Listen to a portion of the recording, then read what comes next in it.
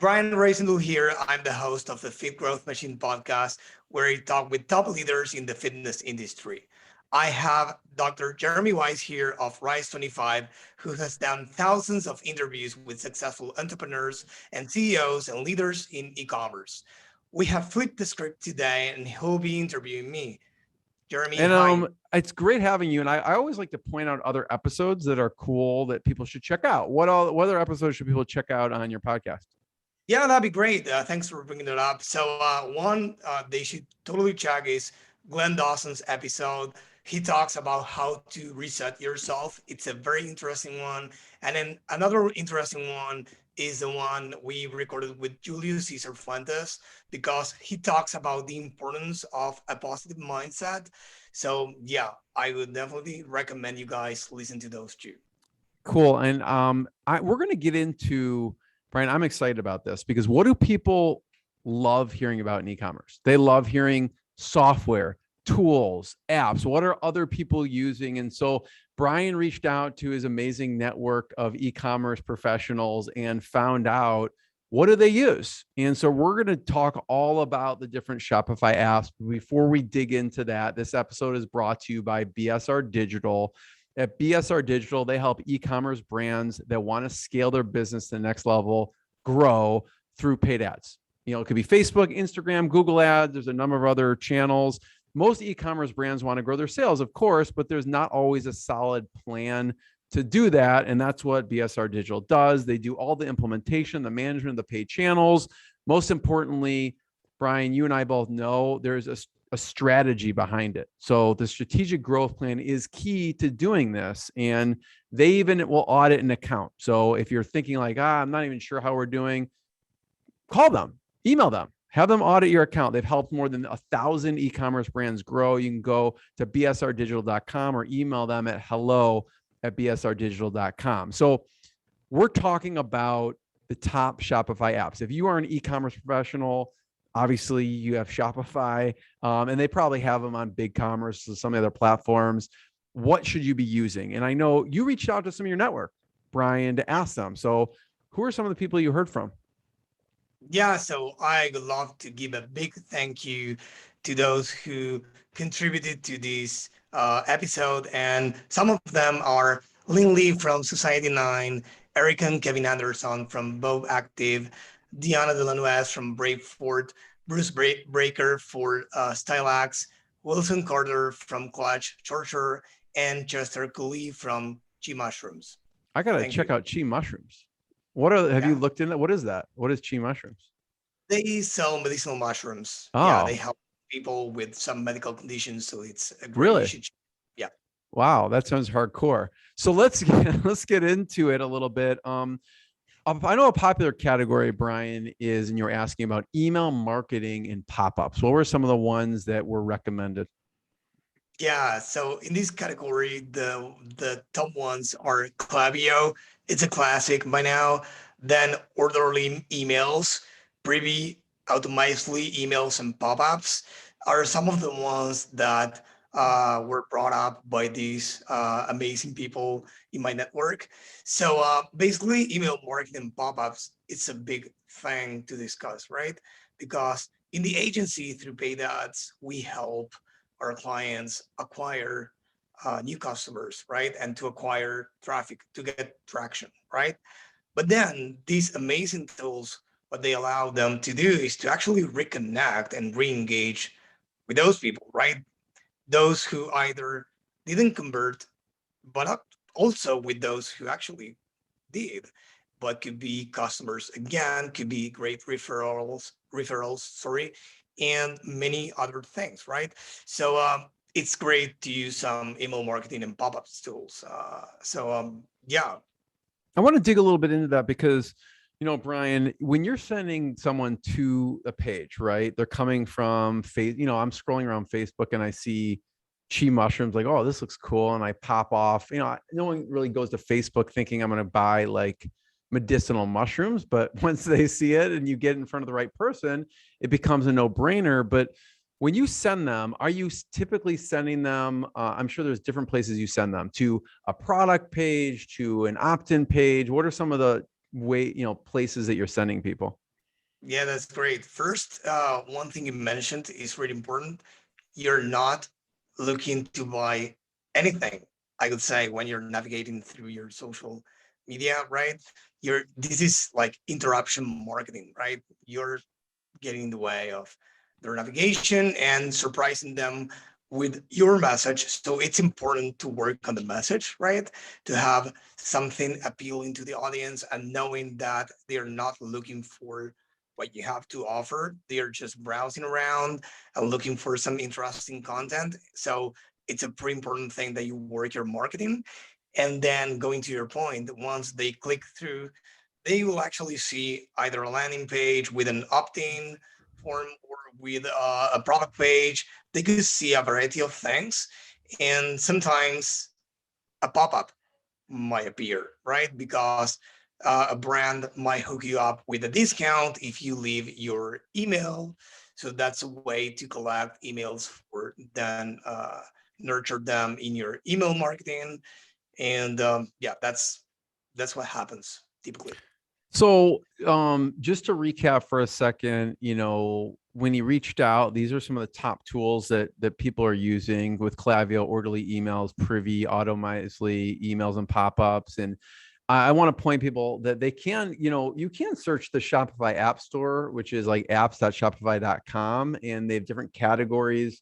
And you can look at email marketing and, looking it through them. Obviously, we kind of cross-referenced when we saw it, like Privy, for instance, pop-ups, emails, and SMS has like 24,000 reviews, right? And so there's some other interesting ones on here you can check out and just search for yourself. And I love this too, Brian, because you discover apps like I wasn't even thinking, oh, there's an abandoned cart and WhatsApp by Sendmation. I've never used it or anything, but you can discover some interesting stuff on Shopify, but actually just checking out the App Store. Yeah, The next piece is that you kind of reached out your network on is reviews and customer loyalty. yeah. So before we go into that one, let me mention something else. A final comment on the previous category. It's really, really important that if you have an e-commerce, that you have an email sequence for abandoned carts, abandoned searches, post-purchase series. There are multiple series to have, but it's pretty important because those can recover a vast percentage of lost sales.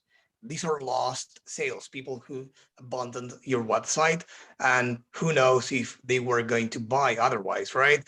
So for some clients, you can get 10%, 20%, or even more of recovered sales that were lost before this one. So Klaviyo, for example, the last thing I wanted to say is that you have like the a free plugin, a free app on Shopify, but then the real power is unlocked when you actually buy the tool, that it's actually cheap for what you get in return, which is to recover lost sales.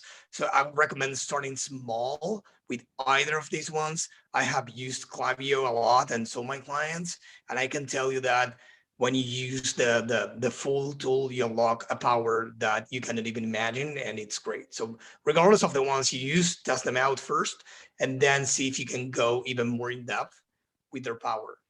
I mean, that's huge too, Brian, because especially if someone's, doing paid traffic, you know, it's not like every person is going to buy something. You need to capture them and then educate them. And so having that in place makes your dollars go a lot farther, I imagine. Yeah, and that depends on many factors. One of them is on the consideration time, depending on what you sell, right? Some things take more time to before you can actually decide whether to buy it or not, research, and also something related to what we are going to discuss next, which is the social proof and reviews, and play a huge part of that. So the next category, as you said, is reviews and customer loyalty.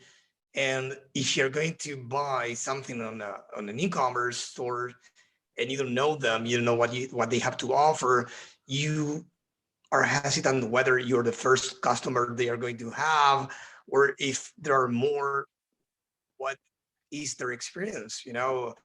what do they have to say about it. So it's great to have applying in any of these. I can mention a few ones that came up of out of this research are Yotpo, product reviews and photos, real photos, or photos of customers holding the products, and that's great.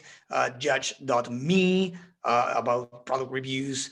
Then you have Fira, FERA, product reviews, and then you have Helpful Crowd for reviews, Smile, Gorgeous, which adds a lot of if you haven't heard of that, it's a great tool as well. It adds a chat and some other features about customer support and trying to uh, get the most out of the user's navigation. So in case they have any questions or comments about anything while navigating the website, to answer them as soon as possible before they leave, and over help them overcome their objections and some other things. So yeah, this is a big one. Reviews and customer loyalty. It's a big one you must have. How do you incorporate the reviews in the paid ads or in the sequence? I don't know if you incorporate it in the ad itself or afterwards. I'd love for you to talk about that. Yeah, that's great. Great question. So this should be a smooth navigation and user experience. So usually everything that people or users or potential customers will see in the ads, it's good that they see on the website too. Of course, we cannot include all the elements in an ad, but reviews play a huge role in the ads. So we can use reviews both for cold audiences, meaning prospecting ones, those who haven't heard of the brand before, and also for super hot audiences, like they are like one click away from converting, like they know what the audience is about, sorry, what the brand is about, what the product is about, but they are hesitant on buying the product. So you target them with an ad, including some social proof. It could be in the copy, it could be a video of an unboxing or a lot of customer reviews in a sequence. So bottom line, they play a huge role across the board for the ads and also for the websites. Some brands even include them right below the product title in the product page, or even in the product listings. They include the reviews because it's great for people to be aware by the time they navigate the website that there are, like, I don't know, 500 people with 5-star reviews, and it gives you peace of mind that the product is going to be legit, that it's going to be a good quality, and you are going to have a great user experience. Yeah, it's huge social proof. And same thing, you can go to apps.shopify.com to learn more. There's a bunch of different reviews, product reviews. These are just the vetted ones that when Brian was reaching out to, so you can check those out. The next category, and Brian, I'd love to hear. I know you have a lot of people on your podcast in e-commerce and activewear and things like that. I would love a series on mushroom companies. Like there's one of my friends, Sky Chilton, started Real Mushrooms. It's not like medicinal. I don't know what you'd call it, medicinal, but it's like stuff you put in your coffee just for immunity and health and things like that. So, Yeah, yeah, you like put them in coffee as well here. okay, cool. Yeah, and so you should just do just a series on just mushroom companies, mushroom brands. No, but I can give you like a quick, like a 30-second cool insight on that and how we help them. It's only 30 seconds, but the cool thing about you bringing this up is that it's not always straightforward to understand what a product does for you. You can sell a t-shirt or a top, a tank, a skirt, or whatever, and people will know what it will do for them, right? But when you sell a product that it's probably unknown for them, they don't know what a medicinal mushroom is, if they are going to eat a mushroom, if it's a powder, if Yeah. they're going to drink it with the coffee, what Or you're if it thinking you're gonna have some kind of psychedelic experience. Yeah. exactly. So you don't know what to expect. But then when you work with a company like that, you actually what you get is to think outside the box, because you discover that they since they don't know what it will do for them, they won't buy. Because why buying something that you don't know how it can help you? Because in the end, what we are doing here with that communication and amplifying the message through ads, and even if you don't do ads organically, the message should be clear and should tell people what it will do for them. Otherwise, it's pointless. They won't care. Your product is the vehicle for them to achieve something they want, something they desire, something they need, right? In this case, medicinal mushrooms, they people didn't have a clue. No one So wakes up in the mornings like, I think I'm going to buy some medicinal mushrooms today. Or most exactly. people. So imagine people's faces when they saw the ad. They said, "Oh, I'm going to have psychedelic effects," or what went through their minds, I don't know, but we know that we were tracking and measuring things in the early days of the campaigns, as we anticipated and discussed with the client. That probably was not going to work. So what we decided is to actually educate them. So we tried two things: one, an ebook, and second, we tried a quiz. Long story short, the quiz was a keeper, was something was a great asset. So if you find yourself even within the fitness industry selling a new product or a new info product or whatever that is not super clear about the benefits for the user, I advise you think outside the box and to think that a product list or a product page won't do the trick. So this brings us to the next one, the next category, which is landing pages, because in this case, it's a sort of landing page, and I'm going to explain why these are so important. But in this case, we kind of used the landing page. We used a tool called Typeform embedded in Shopify to actually build a quiz and let people assess they had a problem. Like the quiz was relevant, right? It was about them. It was about the issues they were having, the medical conditions they were having, and the mushrooms appeared as an as a logical output, as a solution to their problems. And depending on the sequence on the answers to the quiz, there was a different mushroom appearing at the end and Hmm. recommending and explaining why it was for you. It wasn't the same thing if you had, I don't know, for example, diabetes, and if you had hypertension or whatever. It's not the same thing. So they recommended a different mushroom according to the medical condition that you have. Hmm. That's cool. Is there a place we could point people to take the quiz if they're like, I want to try that? Yeah, I don't remember the exact URL, but you can check them out at G Mushrooms, QI mushrooms.com. They're great. Again, a big thank you to Chester. He's a great guy. And yeah, basically that's the thing. Education. So landing pages. Landing pages are great, great, great for many things. But hey, you have a Shopify store. This is like this. So you have like product listings, product pages, but what if you have one product?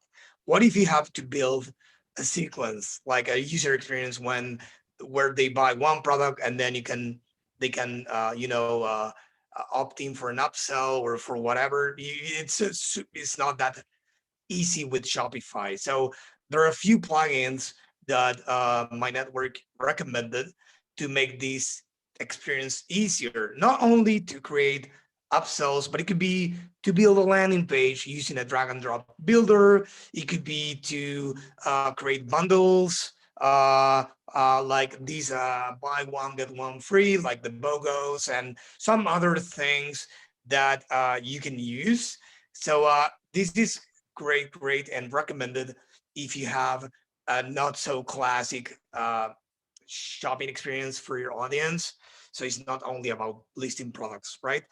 So some of them are upsells, straightforward, right? It will help you with the upsells. You have Shogun, it's a landing page builder. Then you have ultimate special offers. With that, you can create bundles, upsells, BOGOs, and more.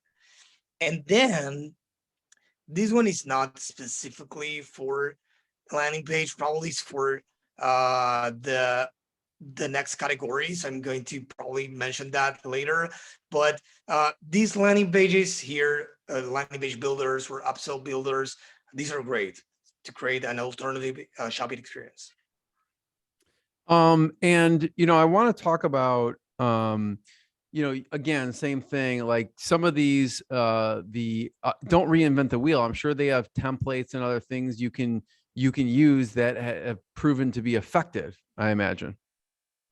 Yeah, exactly. So there are many cool ways to build in upsells and landing pages and offers. So as you said, these will help you narrow down your options and get a clear idea on what to implement and what to do. But yeah, totally recommend it.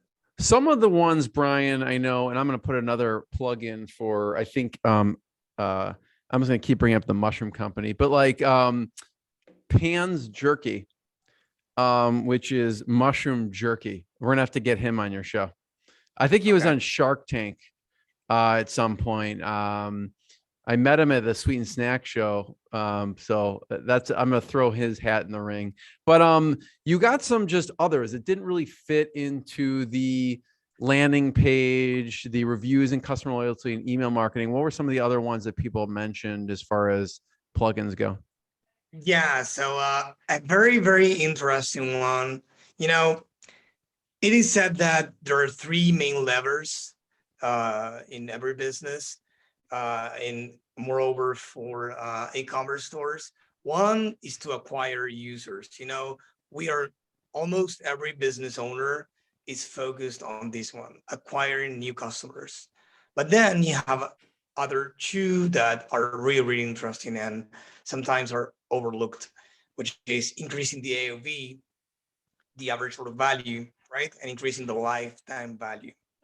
Because, you know, you can get as many customers as you want, but it is said that the best future customers are your existing ones, right?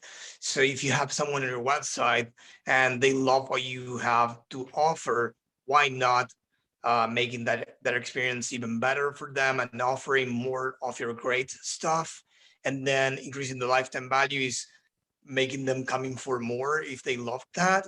So there's a plugin called Frequently Bought Together, and among other plugins in the space or in the category, it helps you increase the AOV by populating a list of frequently bought together items or products in the product page. So let's say you're in the product page.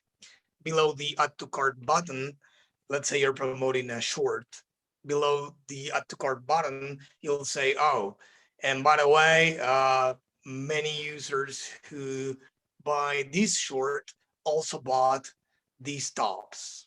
And it can even give you a discount if you buy those. So it will increase the AOV, which is always great for e-commerce because the AOV is very sensitive to the profitability of an e-commerce.